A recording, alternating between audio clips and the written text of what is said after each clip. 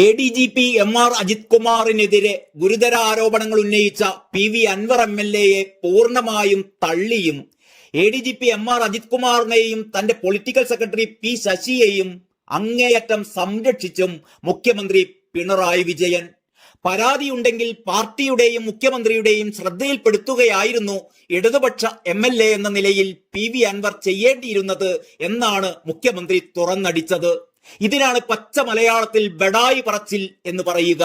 ഈ വക കാര്യങ്ങളൊക്കെ പറയുന്നതിന് മുമ്പ് ഒരു 1-1.25 മണിക്കൂറോളം വയനാട്ടിലെ കാര്യങ്ങളെക്കുറിച്ച് വമ്പൻ ബഡായികൾ കാച്ചിക്കൊണ്ടാണ് പിണറായി അൻവറിന്റെ ആരോപണങ്ങളിലേക്ക് വന്നത്. ഏതായാലും CPMന്റെ ബഡായി ബംഗ്ലാവ് TV കോമഡി സീരിയലിനേക്കാൾ ബോറായി മാറുകയാണ്, പറയാതെ വയ്യ. അൻവറിനെ ഈ പത്രസമ്മേളനത്തിൽ ഇങ്ങനെ വിരട്ടുന്ന പിണറായിക്ക് എന്താ ഇതുവരെ നാവിറങ്ങിപ്പോയിരുന്നോ? ആദ്യ ദിവസം വാർത്താ സമ്മേളനം നടത്തിയതിന് പിന്നാലെ തന്നെ അൻവറിനെ ബന്ധപ്പെടാൻ ശ്രമിച്ചിരുന്നു എന്നാണ് മുഖ്യമന്ത്രി ബഡായി പറയുന്നത്. മുഖ്യമന്ത്രിയുടെ ഓഫീസിൽ നിന്ന് വിളിച്ചെങ്കിലും മറുപടി നൽകിയില്ലത്രേ. ഫോണിൽ ബന്ധപ്പെടാനും തയ്യാറായില്ലത്രേ. മറ്റു വഴിയിലൂടെ ബന്ധപ്പെടാൻ ശ്രമിച്ചെങ്കിലും അതിനും തയ്യാറായില്ലത്രേ. അതെന്ത് വഴിയായിരുന്നു എന്ന് പിണറായി പറയുന്നുമില്ല. അത് പോട്ടെ, 2-ാം ദിവസവും 3-ാം ദിവസവും ബന്ധപ്പെടാൻ ശ്രമിച്ചു അത്രേ. എന്നിട്ടും കിട്ടുന്നില്ല അൻവറിനെ. 3-ാം ദിവസവും അദ്ദേഹം മാധ്യമങ്ങളെയാണ് കണ്ടതത്രേ. ഇതെന്താ, ഈ അൻവർ മായാവിയാണോ അതോ ഒടിയനോ? പിണറായിക്ക് പിടികൊടുക്കാതെ രക്ഷപ്പെടാൻ.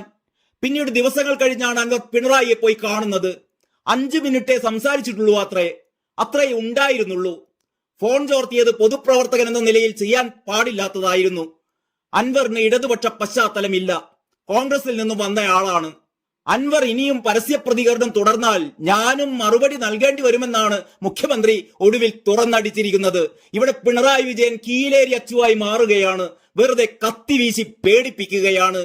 ഒരു ലോജിക്കും ഇല്ലാതെയായിരുന്നു മുഖ്യമന്ത്രി അൻവറിനെതിരെ ഈ വിരട്ടെല്ലാം നടത്തിയത്.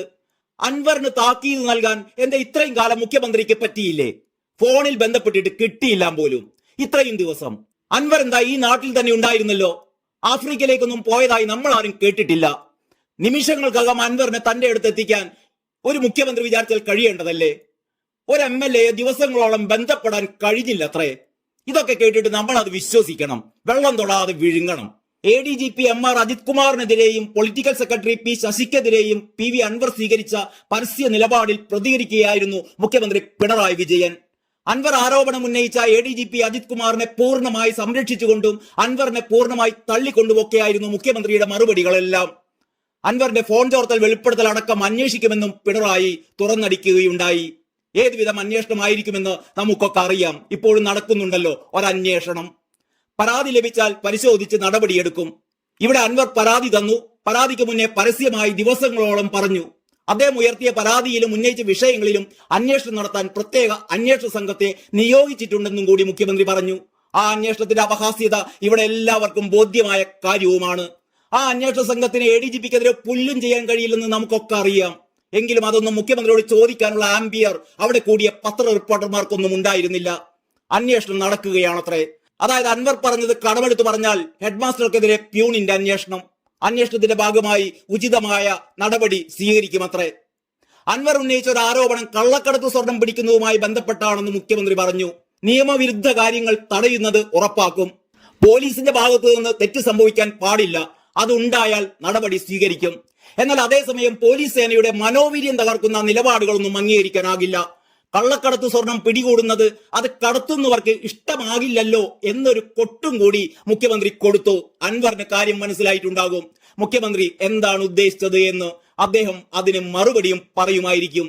അതോ മുഖ്യമന്ത്രിയെ പേടിച്ച് മാളത്തിൽ ഒളിക്കുമോ? കാത്തിരുന്ന് തന്നെ കാണാം.